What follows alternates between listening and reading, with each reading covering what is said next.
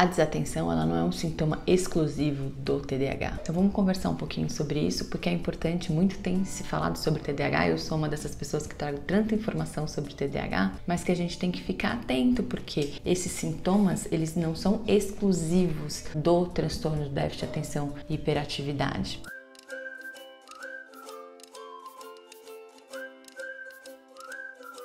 Eu sou a Lara da Almeida, eu sou psicóloga, doutora em estudos de desenvolvimento, falo de saúde mental aqui no meu canal e especificamente falo bastante sobre TDAH. Então vamos falar um pouquinho sobre essa questão. Então a desatenção, ela está relacionada ao que? Quais sintomas? Tem vídeo aqui explicando, mas vamos falar rapidamente. Então uma pessoa que não consegue manter o foco, não consegue iniciar e terminar a tarefa, tem uma dificuldade de organização, de planejamento de tempo, então de entender quanto tempo precisa fazer para determinadas atividades e conseguir cumprir. Então tem um conjunto aí de sinais que a gente consegue identificar se essa pessoa está com problema nesse processo de atenção, né? Atenção é um processo cognitivo, então a atenção é um processo cognitivo, é um dos, e ele pode ser afetado por outras questões, como por exemplo o estresse. Então uma pessoa que está vivendo uma situação de estresse por um tempo prolongado vai ter prejuízos cognitivos, e esses prejuízos estarão relacionados também à atenção, à própria depressão, à ansiedade, tá? Então a gente tem outros transtornos que a gente também tem que levar em consideração quando a gente vai avaliar o TDAH. Então por isso que é tão importante a gente falar dos sintomas, para que vocês consigam se observar, obviamente procurar um profissional, mas a gente tem que deixar claro que a desatenção ela não é exclusiva do TDAH, a gente vai encontrar prejuízos nesses processos cognitivos, da atenção, da memória de trabalho principalmente, em outros transtornos. Então por que é tão importante a gente levar em consideração quando vai avaliar o TDAH? Que os sinais devem estar presentes desde a infância. Então, como é que foi a vida escolar, como é que era o processo do estudo, de se manter em sala de aula, da organização já pessoal, lá na infância e na adolescência. Então, a gente tem que tomar cuidado, porque uma dificuldade relacionada ao processo atencional, ela pode estar relacionada a outras questões, por exemplo, prejuízos no sono. Então, se uma pessoa está com dificuldade de insônia, se a pessoa está vivendo momentos de privação de sono, ela vai ter prejuízo na atenção. E isso não significa que exclusivamente está relacionado ao TDAH. Ou seja, eu tenho problema atencional, eu tenho uma dificuldade atencional, que muitas vezes é pontual, então eu preciso entender, investigar, tá? Investigar a minha qualidade de vida, como é que tá a minha rotina, como é que tá a minha qualidade do sono, como é que estão minhas situações de estresse, porque o estresse também vai trazer prejuízos cognitivos. Ah, não, Lara, tá tudo bem em relação à minha rotina, à minha atividade do dia a dia, tá bom. Então, se tem uma boa qualidade de vida, ainda assim tá percebendo que tem uma diminuição aí, ou um déficit no processo de atenção, precisa entender. Esse déficit ou essas dificuldades estavam presentes desde a infância? Estavam presentes lá na vida escolar? A partir da vida escolar, esses sintomas geralmente ficam muito mais perceptíveis, tá? Porque precisa se desenvolver ali academicamente, é necessário que a criança esteja por um período mais prolongado numa atividade que demanda a atenção, que demanda que ela permaneça por mais tempo, inicie e termine uma atividade. Então por isso que é muito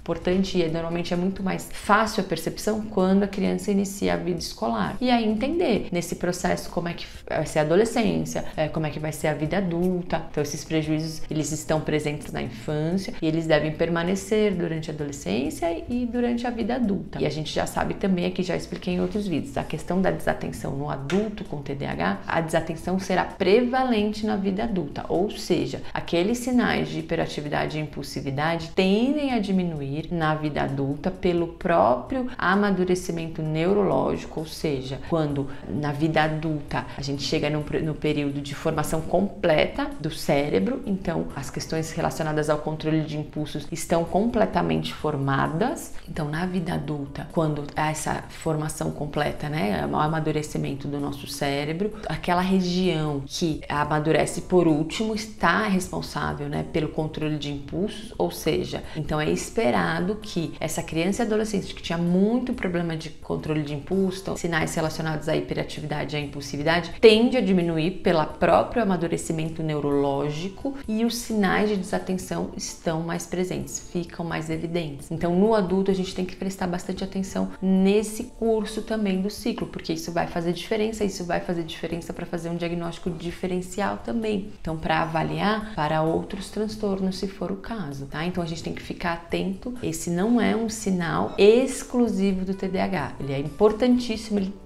deve estar presente, principalmente na vida adulta, né? Então, ele tem que estar presente lá desde a infância, mas ele se mantém e ele é significativo na vida adulta, mas ele não é exclusivo do TDAH, tá bom? Então, se você gostou deste vídeo, deixa o seu like. Se você tiver dúvidas ou sugestões, comenta aqui comigo. Até o próximo.